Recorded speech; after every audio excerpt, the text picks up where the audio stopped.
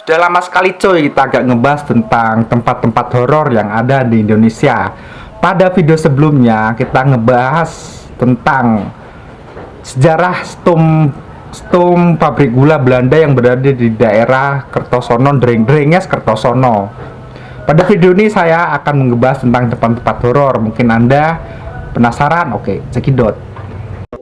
Kabarkan penghuni rumah ini memiliki perjanjian dengan makhluk gaib atau yang bisa disebut dengan pesugihan. Sebuah keluarga yang berada di dalam rumah tersebut sering kali melihat penampakan sosok genderuwo, pocong, dan nenek-nenek.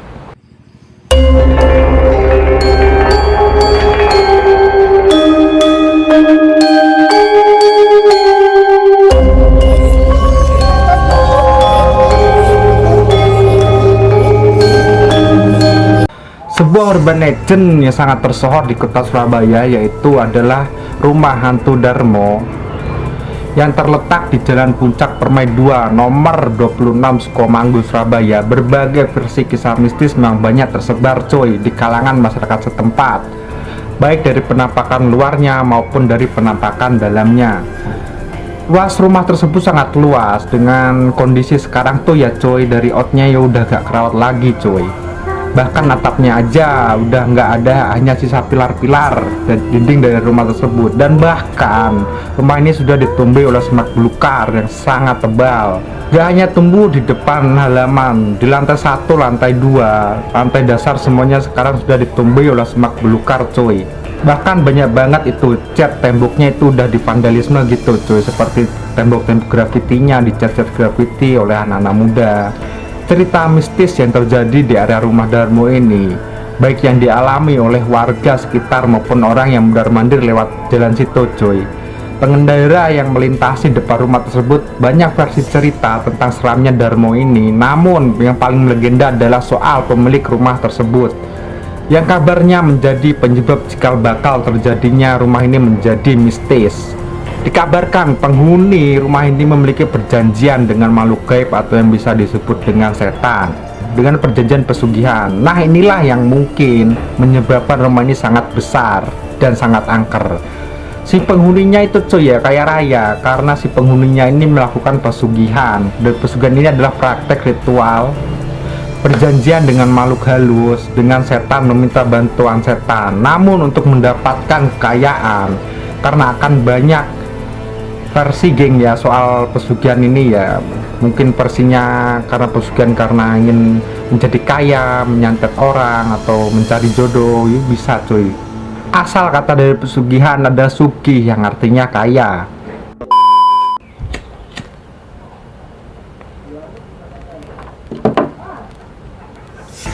Layaknya orang yang melakukan pesugihan coy, pada umumnya keluarga ini pun harus memberikan tumbal terhadap ritual-ritual pesugihan tersebut. Apabila memberikan tumbal di setiap malam Jumat ketika melakukan ritual, mereka tidak boleh mengorbankan hewan ataupun hewan mati, hewan hidup, melainkan mengharuskan menumbalkan manusia hidup utuh dalam keadaan hidup, tidak boleh digantikan dengan hewan.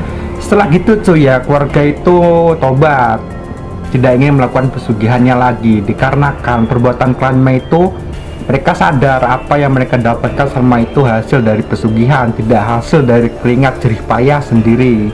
Pada akhirnya sekeluarga itu meninggalkan rumah tersebut dan pergi berangkat menggunakan kapal laut. Ternyata di dalam perjalanan kapal laut yang mereka tumpangi itu tenggelam dan mereka seketika tewas dari satu keluarga tersebut. Lebih naasnya, tidak ada yang tahu kenapa kapal tersebut bisa tenggelam. Mungkin karena gangguan kapalnya bocor atau gangguan mistis. Memang banyaknya simpang siur apakah itu murni kecelakaan atau akibat dari perjanjian mereka yang gagal. Nah, sampai saat ini kapal yang mereka tumpangi atau mereka naiki gitu cuy ya tidak ditemukan sama sekali. Waktu keluarga ini pergi, mereka meninggalkan seorang pembantu dan baby sister yang umurnya kurang lebih dari 20 tahun. Namun naasnya, seperti mendapatkan sial bertubi-tubi, sang pembantu ini pun juga ikut terbunuh oleh orang yang tidak dikenal. Tidak diketahui siapa pembunuhnya, sampai diusut sampai sekarang pun tidak diketemui siapa pelaku korban pembunuhan tersebut. Pada tahun 1997 rumah ini terbakar, namun tidak ada yang mengetahui apa penyebabnya terjadi kebakaran rumah ini. Pernah ada kejadian cuy tentang dekat rumah Darmo ini. Seorang warga yang bernama Ira, merupakan warga Lidah Kulon Surabaya. Ira datang ya cuy bersama teman-temannya itu untuk melakukan paranormal activity, sengaja mencari konten-konten gitu ya cuy.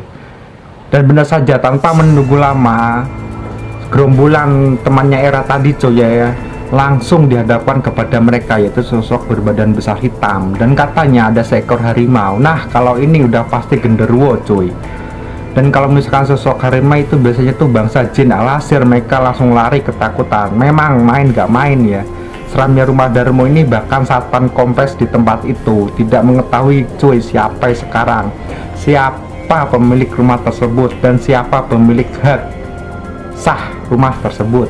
Ya cuy, rumah ini hancur termakan oleh zaman. Dan yang bikin aku heran kok warga setempat ya cuy, kenapa nggak datang ke pemerintahan setempat untuk memindahkan rumah tersebut atau membongkar rumah tersebut, atau dialihkan saja, pindahkan atau mengalihkan rumah tersebut, atau menghancurkan atau merobohkan itu, daripada rumah itu berdiri terus kan membuat warga setempat tidak nyaman kan. Rumah Darmo ini tidak pernah sepi pengunjung cuy. Orang-orang yang punya kelebihan biasanya datang ke rumah Darmo untuk mencari nomor-nomor togel. Terkadang ya cuy, rumah Darmo ini kalau siang hari itu ya biasanya dipakai buat foto-foto anak-anak muda, apalagi anak-anak muda yang sakne-sakne ini ya cuy. Biasanya biasanya ada itu sakne-sakne itu kok di rumah Darmo. Kadang ku herannya gitu, kenapa nggak bayar hotel aja, kan udah selesai masalahnya. Tempat kayak gini loh cuy dipakai buat pacaran kan nggak masuk otak. Makanya cuy ya, rumah Darmo ini sangat tersohor dan terkenal di daerah masyarakat Surabaya dan bahkan di luar Surabaya. Ada yang berani datang ke sana cuy.